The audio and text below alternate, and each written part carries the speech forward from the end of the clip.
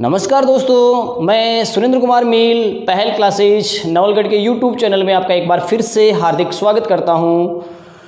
साथ ही साथ आपको ये भी बताना चाहता हूं कि जो विद्यार्थी नए जुड़े हैं, जिन्होंने हमारे चैनल को अभी तक सब्सक्राइब नहीं किया है, प्लीज़ वे हमारे चैनल को सब्सक्राइब कीजिए। और उसके बाद में यदि आपको हमारा वीडियो अच्छा लगे तो इसको लाइक और शेयर करना ना भूलें। तो देखिए मित्रों, हमने बात की थी राजस्थान के सामान्य परिचय की और आज हम बात करते हैं राजस्थान के भौतिक विभाग की।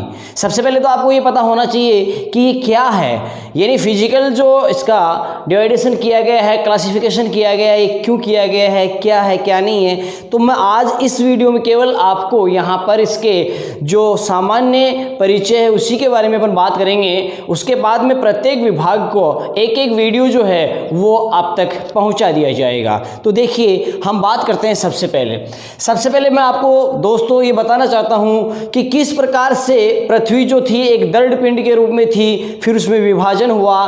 तो यहां मैं आपको ये बताऊंगा कि एक विद्वान थे जिनका नाम था वैगनर,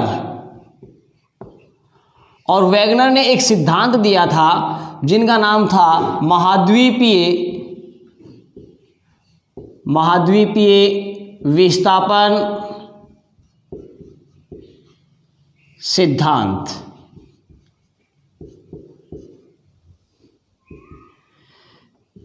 ये महाद्वीपीय विस्थापन सिद्धांत है, इसकी अपन बात कर रहे हैं। और ये महाद्वीपीय विस्थापन सिद्धांत है, ये किन्होंने दिया था? वैगनर ने दिया था। कब? 1912 में। इन्होंने क्या कहा? इन्होंने कहा कि कार्बोनिफेरस की अपन बात करते हैं तो कार्बोनिफेरस में जो संपूर्ण पृथ्वी थी वो क्या थी? एक दृढ़ पिंड के रूप में। संपूर्ण पृथ्वी एक दृढ़ पिंड के रूप में थी और इसको इन्होंने क्या कहा था? पेंजिया। क्या कहा? पेंजिया। ठीक है। उसके बाद में इसके चारों ओर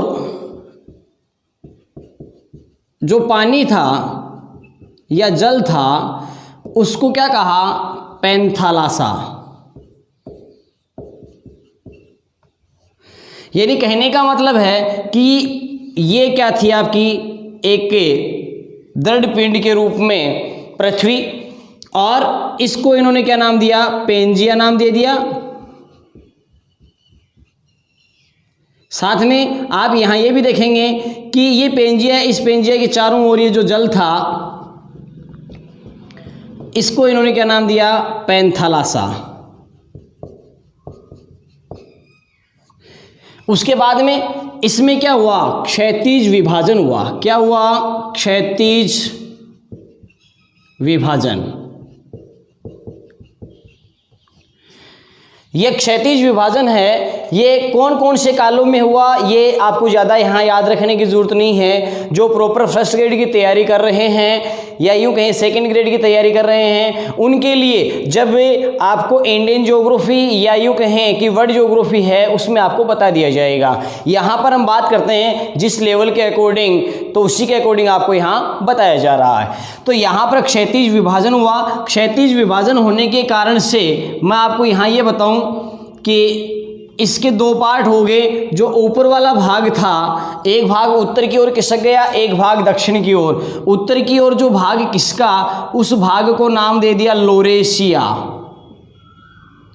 क्या नाम दिया? लोरेशिया।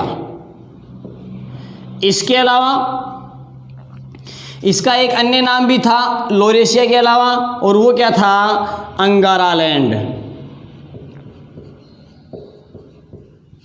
ठीक है। उसके बाद में एक भाग नीचे दक्षिण की ओर आ गया जिसका क्या नाम था? गोंडवाना लैंड। ठीक है।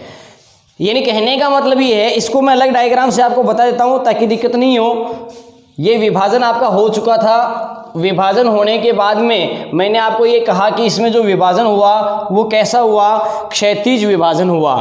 तो देखिए यहाँ पर इस प्रकार से इसमें जब ये क्षैतिज विभाजन हो गया, ये बीच में जल आ गया, चारों ओर जल था ही था, अंदर भी आ गया। तो ये जो भाग था ये तो क्या कहलाया, लोरेशिया।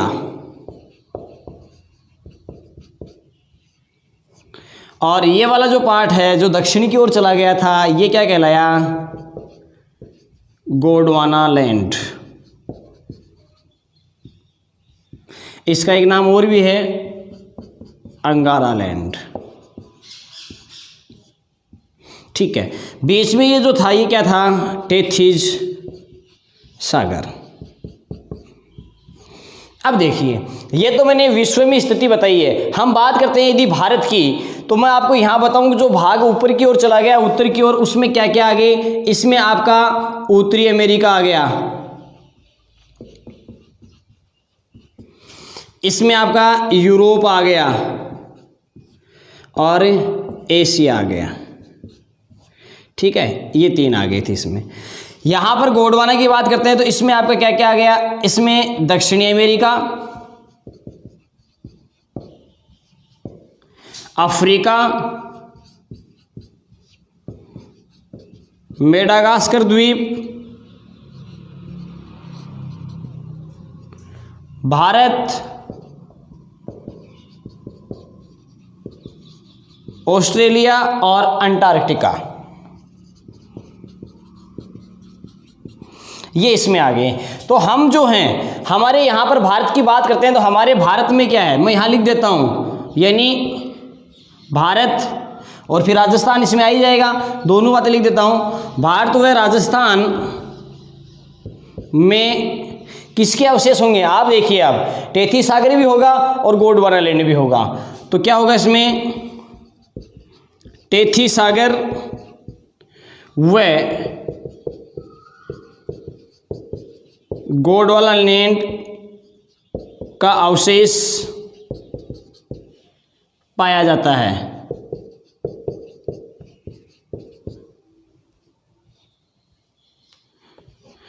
ठीक है, ये आप ध्यान करेंगे। अब यहाँ पर मैं आपको इंडियन ज्योग्राफी में बताऊंगा, हालांकि थोड़ा सा बता ही देता हूँ कि सीधी सी बात है कि हिमालय की अपन बात करते हैं तो आज जहाँ हिमालय वहाँ पहले क्या था? टेथिस सागर था। ठीक है, तो ये तो हो गया उसके अकॉर्डिंग। अब मैं तो राजस्थान की बात आपको बताना चाह रहा हूँ, तो राजस्थान की बात अपन बताते हैं। तो इससे पहले एक बार इसका स्क्रीनशॉट ले लीजिए आप, फिर मैं बताता हूँ कि टेथी सागर और गोंडवाना लैंड जो है वो किस प्रकार से है। ले लिया होगा? हाँ, वो तो माहिर हो ना आप इसमें। तो चलो देखते हैं आगे।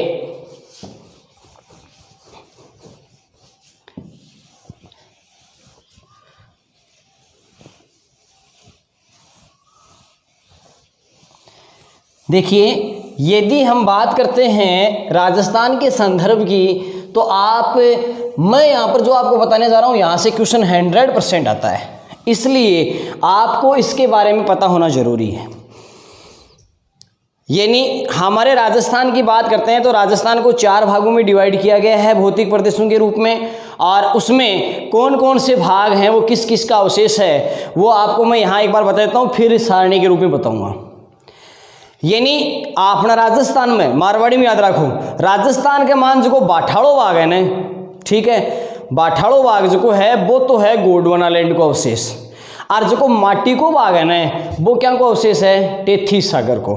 इन थे भारत के सागे मत जोड़ दीजियो, नहीं तो बाठाड़ा बाग की यदि बात करें भारत में तो प्रायद्वीपीय पठार भी बाठो है, पथरीला है, और हिमालय वो भी के बाठो ही है, जहाँ देखे दोगा कि गोंडवाना लैंड को है। लेकिन उसमें अब बात भी कमान लागू तो हो जाएगी, लेकिन हिमालय जो बाठाड़ो बाग है ना वो ये मान लो अपवाद है, वो टेथीस सागर को है। ठीक है ना, गोंडवाना लैंड को नहीं है। तो अपन ने ये बात ने भी ध्यान रखनी है, सागे सागे राजस्थान वाली अब बात ध्यान रखनी है कि माटी वालों बाग जो है, ठीक है ना, वो सारों को सारों कौन सो? टेथीस सागर। बाठाड़ो कौन सो? बाठाड़ो है गोंडवाना लैंड को। अब देखिए, हम बात करेंगे यहाँ पर इसके वर्गीकरण की। तो सबसे पहले मैं आपको बताता हूँ, एक नाम आता है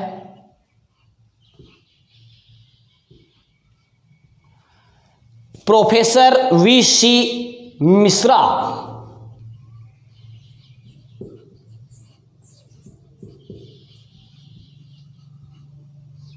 तो ये आप ध्यान कर लेंगे इसके बारे में। तो मैं बताता हूं, इन्होंने सबसे पहले सर्वप्रथम वर्गीकरण यानी राजस्थान के भौतिक प्रदेशों का निर्धारण किया। ध्यान करेंगे आप, सर्वप्रथम राजस्थान के भौतिक प्रदेशों का वर्गीकरण किया। और इन्होंने कितने भागों में बांटा इसको? 7 भागों में। 7 भाग कौन कौन से हैं याद रखने की जरूरत नहीं है। उसके बाद में बात करते हैं प्रोफेसर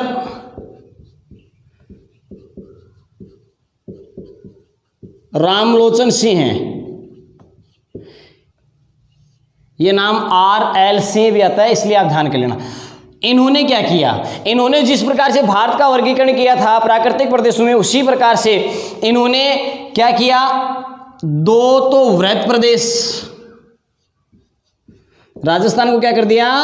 2 तो वृहद प्रदेशों में बांट दिया। 4 क्या कर दिया? उप प्रदेशों में बांट दिया। ठीक है। और इसके अलावा इन्होंने 12 इसको क्या कर दिया? लघु प्रदेशों में बांट दिया। ठीक है। ये किसने बताया था? ये रामलोचन सिंह ने बताया। यहां मैं बताऊं कि ये जो 2 आपके क्या थे? वृहद प्रदेश। 2 वृहद प्रदेश कौन कौन से बताए? एक तो राजस्थान, और दूसरा जो वृहद प्रदेश बताया वो बताया कौन सा? राजस्थान पठार।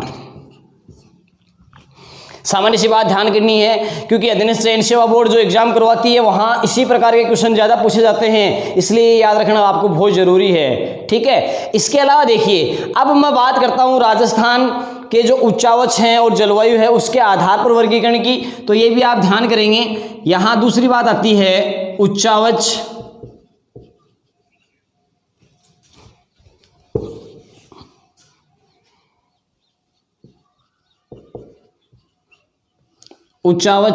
व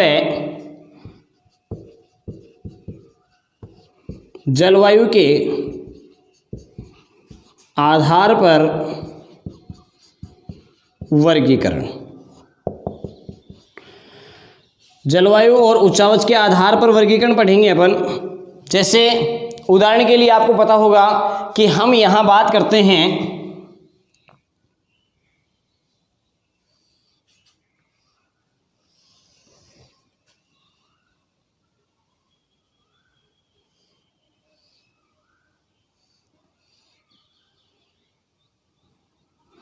ये आपका क्या है? पर्वत।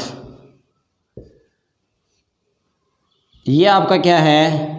पठार। और ये क्या है? मैदान। और ये इस प्रकार से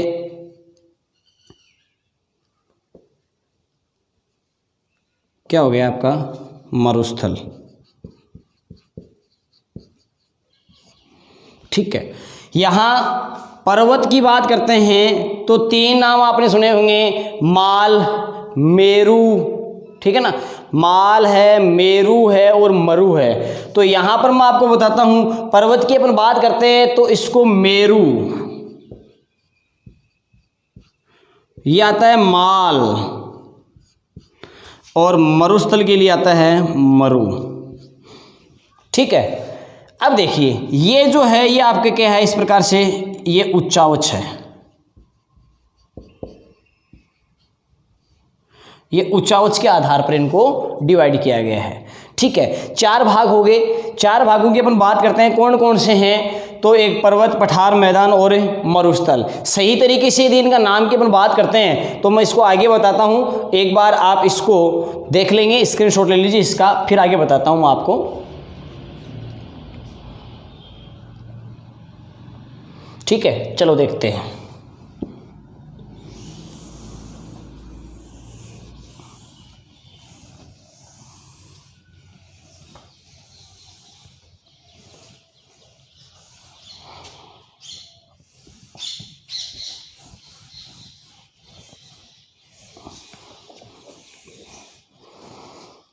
देखिए,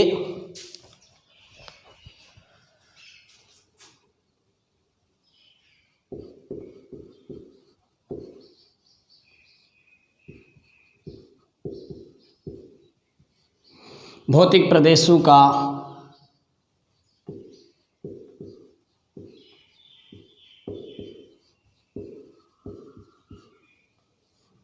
वर्गीकरण।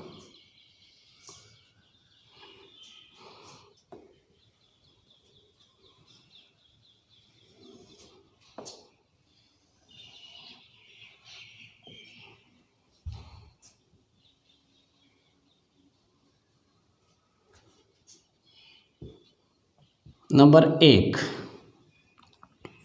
या इसको ए लिख दो, ये आपका है उत्तर पश्चिम मरुस्थलीय प्रदेश। दूसरा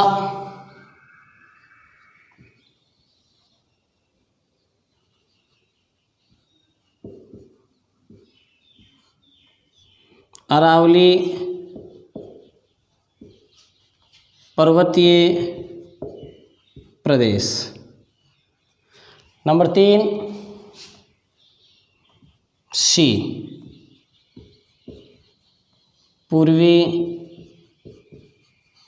मैदानी प्रदेश। और नंबर 4 दक्षिणी पूर्वी पठारी प्रदेश। इस प्रकार से ये 4 भाग हो गए। इनको मैप के माध्यम से भी आपको बताया जाएगा, लेकिन वो मैप के माध्यम से हम बताएंगे इनके बाद में। अब देखिए, इनको फिर से क्या कर दिया गया, इसको फिर से 2 भागों में डिवाइड कर दिया। कितने भागों में? 2 भागों में। 2 भाग कौन कौन से हैं वो अपन जानते हैं यहाँ। एक तो आपका आता है एक तो आपका आता है शुष्क मरुस्थलीय, शुष्क मरुस्थल। एक आपका आता है अर्ध शुष्क मरुस्थल, जिसको आप स्टेपी मरुस्थल भी बोलते हैं। ठीक है, अब यहां पर इसको फिर क्या कर दिया, इसको फिर से 2 भागों में डिवाइड, इसको 4 भागों में। यहां पर इसकी बात करते हैं तो एक तो आपका आता है बालू का स्तूप युक्त, बालू का स्तूप युक्त प्रदेश। एक आता है बालू का स्तूप मुक्त प्रदेश। ठीक है, यहां पर इसमें बालू मिट्टी के टीले होंगे, इसमें बालू मिट्टी के टीले नहीं होंगे। यहाँ पर दूसरी बात, ये शुष्क मरुस्थलीय भाग है, इसकी अपन बात करते हैं तो ये शुष्क मरुस्थलीय भाग जो है ये अपनी जो सीमा रेखा है, अंतर्राष्ट्रीय सीमा रेखा, उसके सहारे है। अर्ध शुष्क की अपन बात करते हैं तो अर्ध शुष्क जो है उसके लिए 4 भाग बताता हूँ मैं। एक तो आपका घग्गर का मैदान,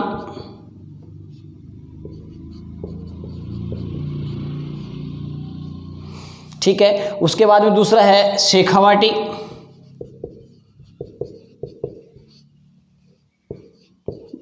प्रदेश सीकर चूरू झुंझुनू वाला। उसके बाद में अपन बात करते हैं अगला नागौर उच्च भूमि,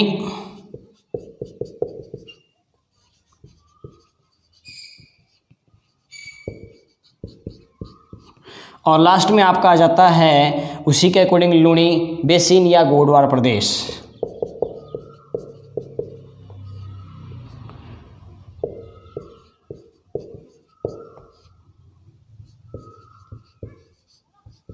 लूणी बेसिन। अब हम बात करते हैं अरावली की। अरावली को क्या किया गया है, 3 भागों में डिवाइड किया गया है। कितने भागों में? 3।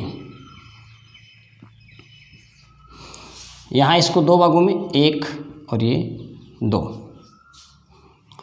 ठीक है, फिर ये हो गया आपका फर्स्ट, ये सेकंड, ये आपका फर्स्ट, सेकंड, थर्ड और फोर्थ।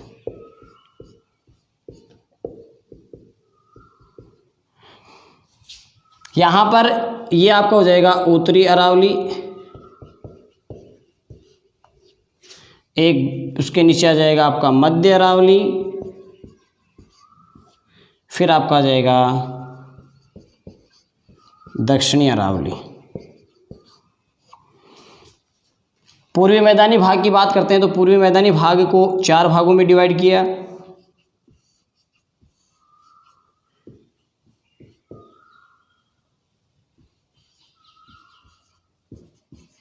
इसके 4 भाग कौन कौन से हैं ये भी आपको पता होना ज़रूरी है। ऊपरी ऊपर बात करते हैं तो बाणगंगा बेसिन,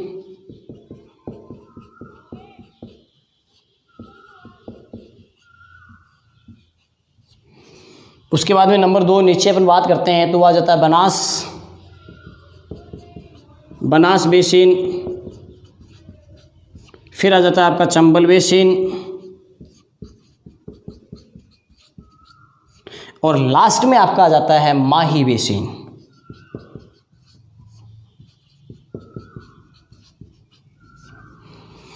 इसके बाद में हम बात करते हैं पठारी प्रदेश की। ये जो आपका पठारी प्रदेश है इसको कितने भागों में बांटा गया है? इसको 2 भागों में बांटा गया है। कितने भागों में बांटा गया? इसको 2 भागों में बांटा गया है। 2 भाग कौन कौन से हैं देखिए अभी बताते हैं आपको।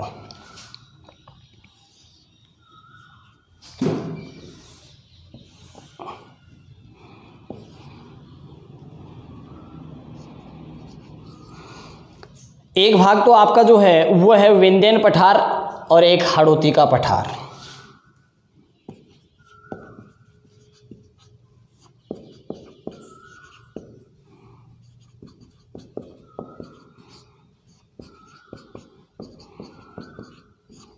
देखिए दोस्तों, अभी इनकी बात करेंगे अपने आगे वाले वीडियो में। ज़्यादा थोड़ा सा इसके बारे में मैं और बताऊंगा। अभी तो कितने जिले इसमें शामिल हैं, कौन कौन से के अवशेष हैं, इनका क्षेत्रफल कितना है, वो अभी सामान्य परिचय में ले लेंगे।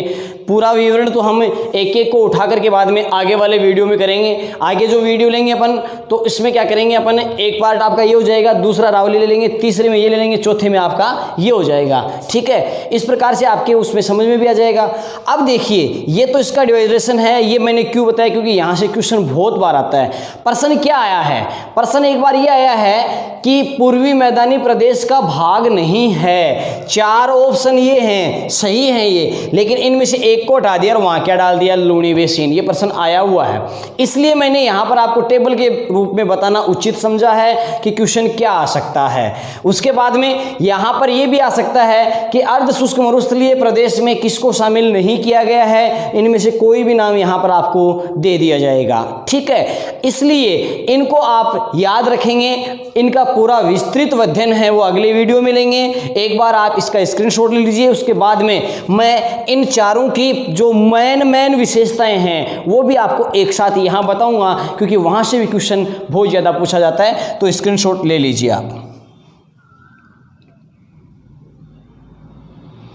ठीक है, तो इस प्रकार से दोस्तों आगे देखते हैं अपने इनकी कुछ विशेषताओं के बारे में, जो मेन विशेषताएं हैं जो आपको पता होना जरूरी है। यहां देखो, एक चीज मैं आपको और बता देता हूं, अभी ध्यान में आ गई। एक प्रश्न ये आया हुआ है कि यदि अपन बात करें पुराने से नए की ओर, कौन सा भौतिक प्रदेश है वो सबसे पुराना है, कौन सा नया है, तो मैं यहां पर क्रम बताता हूं आपको। पुराने से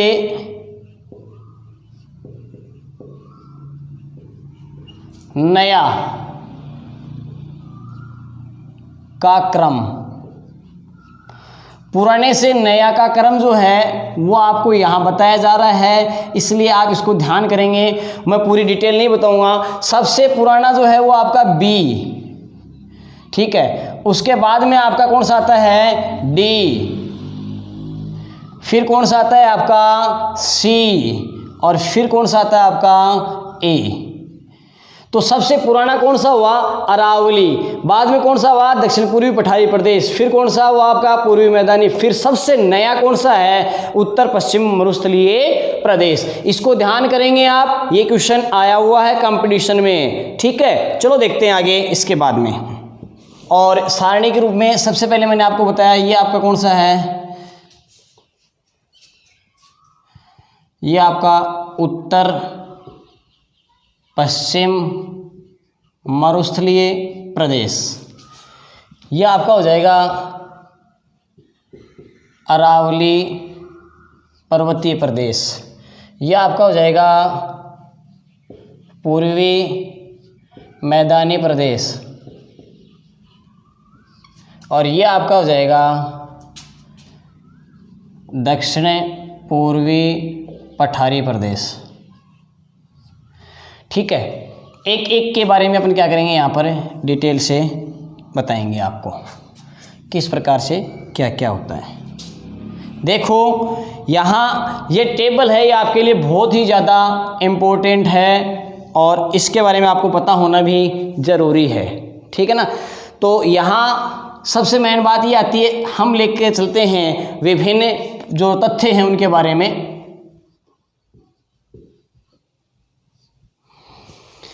तथ्य की अपन बात करते हैं तो सबसे पहले हम देखते हैं कि अवशेष के बारे में बात करेंगे।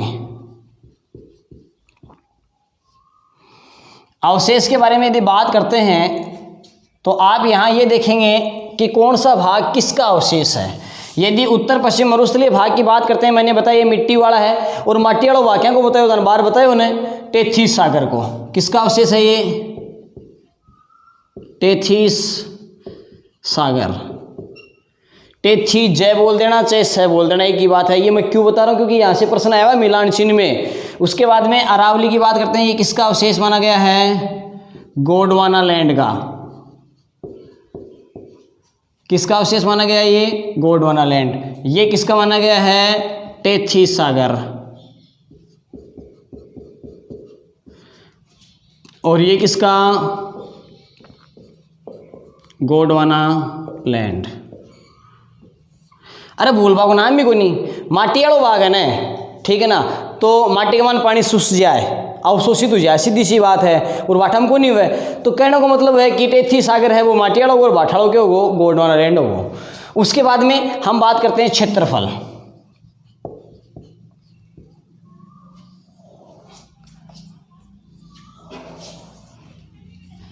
फिर हम बात करेंगे जनसंख्या की।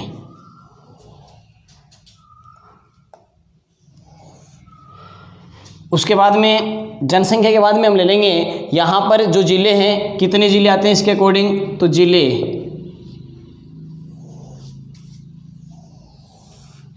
जिलों के बाद में हम यहाँ की वर्षा ले लेंगे।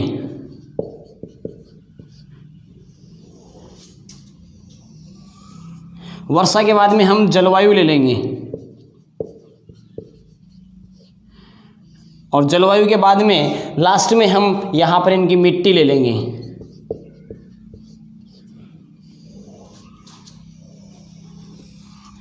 ठीक है, तो इस प्रकार से ये दोस्तों आप ध्यान करेंगे इस टेबल के बारे में, क्योंकि यहाँ से प्रश्न बहुत बार पूछा जाता है। देखिए हम बात करते हैं कि हमारे जो भारत राजस्थान का क्षेत्रफल है, उस टोटल क्षेत्रफल के लगभग 61.11% भाग पर क्या है, उत्तर पश्चिम मरुस्थलीय प्रदेश फैला हुआ है, यानी कुल क्षेत्रफल के लगभग 2/3 भाग पर। ठीक है, उसके बाद में इसकी बात करते हैं अरावली की, ये कितना परसेंट भाग बनाता है, 9%। बाद में हम बात करते हैं मैदानी भाग की, ये कितना परसेंट बनाता है, 23%। और ये कितना बनाता है लास्ट, ये बनाता है आपका 6.89%। हो सकता है कि ये डाटा आपको अलग अलग बुक्स में अलग अलग मिले, लेकिन जो आपको बताया जा रहा है इसी को आप याद करेंगे। अब आप एक ये कह सकते हो कि गुरुजी को जरूरी कि थाला भी सही हुए ना, जरूरी को नहीं, लेकिन ए डाटा धन इसलिए बताया गई क्योंकि कंपटीशन के एग्जाम में आया ही इस साबु प्रश्न दिएड़ो है, इसलिए तन बताए ही। तो आप वहाँ पर पुरानी जो एग्जाम्स हैं उनके अकॉर्डिंग भी आप वहाँ पर क्या कर सकते हैं, बता सकते हैं कि इसके अकॉर्डिंग आया हुआ है। बात करते हैं 11वीं की बुक की, यदि 11वीं की बुक की मैं बात करूँ जो माध्यमिक शिक्षा बोर्ड की है, उसमें भी आपको ये गलत मिलेंगे। तो इसलिए जो आपको बताया जा रहा है यहाँ पर बिल्कुल ऑथेंटिक बुक के अनुसार, ठीक है ना, और बोर्ड के अनुसार ही आपको बताया जा रहा है। उसके बाद हम जनसंख्या की बात करते हैं, तो यहाँ पर जनसंख्या राजस्थान की कुल जनसंख्या की 40% यहाँ निवास करती है। इसके बाद में यहाँ केवल 10% निवास करती है, और यहाँ मैदानी भाग की बात करते हैं, यहाँ पर 39% निवास करती है। और बात करते हैं हम लास्ट में, तो यहाँ पर कितने परसेंट है, 11% जनसंख्या निवास करती है। ठीक है, जिलों की बात करते हैं तो यहाँ पर कितने जिले आते हैं, 12 जिले आते हैं। इसमें कितने जिले आते हैं, 13। लेकिन मुख्यतः की बात करें अपन मुख्यतः कितने जिले आते हैं? 7। सही तरीके से अगर देखा जाए तो कितने आते हैं इसमें? 7 आते हैं। उसके बाद में हम बात करते हैं कि इसमें कितने आते हैं? 10 जिले, और इसमें कितने आते हैं? 7 जिले। यदि हम बात करें वर्षा की तो यहाँ पर वर्षा जो है वो 0 से लेकर के 50 सेंटीमीटर तक होती है, ठीक है ना। 0 मैंने इसलिए काम में लिया क्योंकि उत्तर पश्चिम में बात करते हैं अपन, जो आपको मैंने शुष्क वाला भाग बताया था वहाँ पर जैसलमेर में समगांव है जहाँ पर वर्षा न के बराबर होती है, और वह है राजस्थान का क्या है? पूर्णतया वनस्पति रहित गांव है, जिसके बारे में अपन डिटेल से पढ़ेंगे जब एक एक के बारे में बात करेंगे उस समय, ठीक है। इसके बाद में हम बात करते हैं यहाँ वर्षा जो होती है वो 50 सेंटीमीटर से लेकर के 90 सेंटीमीटर तक होती है। यहाँ 50 सेंटीमीटर से लेकर के 80 सेंटीमीटर तक होती है। यहाँ पर 80 सेंटीमीटर से लेकर के 120 सेंटीमीटर तक होती है। जलवायु की बात करें, जैसे वर्षा के आधार पर आप देख सकते हैं तो यहाँ की जलवायु कैसी होगी? यहाँ की जलवायु जो है वो शुष्क व अर्ध शुष्क जलवायु होगी। कैसी होगी? शुष्क व अर्ध शुष्क जलवायु। फिर हम बात करते हैं यहाँ दूसरे पार्ट की, तो इसमें जलवायु कैसी होगी? उपाद्र। यहाँ की जलवायु कैसी होगी? आर्द्र। और पठारी प्रदेश की कैसी होगी? अति आर्द्र जलवायु होगी। ओके, अब देखिए, अब हम बात करते हैं मिट्टी की, तो यहाँ पर बलुआ पत्थर की अधिकता होती है, तो बलुआ पत्थर द्वारा निर्मित बलुई मिट्टी पाई जाएगी। बलुआ पत्थर द्वारा निर्मित बलुआ या रेतीली मिट्टी। यहाँ की अपन बात करते हैं तो यहाँ पर पर्वत है तो पर्वतीय मृदा, ये नाम नहीं आता, तो यहाँ पर वन भी बहुत ज़्यादा होते हैं तो वन्य मृदा भी आप इनको बोल सकते हैं। यहाँ पर उपजाऊ मैदानी भाग है तो यहाँ पर जलोढ़ मिट्टी, ये नाम नहीं आता है तो जलोढ़ की जगह दोमट भी आ सकता है। ये नहीं आता है तो यहाँ पर ये भी आ सकता है। लास्ट की अपन बात करते हैं तो यहाँ पर रेगर मिट्टी यानी काली मिट्टी पाई जाती है, कपास वाली, काली या रेगर मृदा मिट्टी लिख दो, ठीक है। इस प्रकार से मैंने आपको ये क्लासिफिकेशन शॉर्ट में बताया है क्योंकि यहाँ से क्वेश्चन है वो बहुत बार पूछा जाता है। तो दोस्तों आप इस वीडियो को ज़्यादा से ज़्यादा लाइक और शेयर करें, जिन्होंने सब्सक्राइब नहीं किया वो सब्सक्राइब करें, ताकि यहाँ पर आगे और बेल आइकन जो है उसके बटन को भी क्लिक करें आप, ताकि जो वीडियो आगे वाला मैं अपलोड करूँ तो उसका नोटिफिकेशन आपको तुरंत मिल जाए। क्यों? क्योंकि अगले वीडियो में हम इनको विस्तार से पढ़ेंगे, एक एक का क्या करेंगे, अपने अध्ययन करेंगे। ये तो मैंने आपको क्या बताया है, यहाँ इनके बारे में एक ऊपर वाला थोड़ा सा बता दिया ताकि आपको पता चले कि हम क्या पढ़ रहे हैं। तो इस प्रकार से इनको आप याद करेंगे, क्योंकि जो मैंने ये वीडियो बनाया है, ये वीडियो इस प्रकार का वीडियो है कि यहाँ से ही आपके लगभग क्वेश्चन है वो सोल्व हो जाएंगे। फिर भी हम डिटेल से पढ़ेंगे आगे ताकि आपका कोई भी क्वेश्चन है वो गलत नहीं हो, ठीक है। धन्यवाद।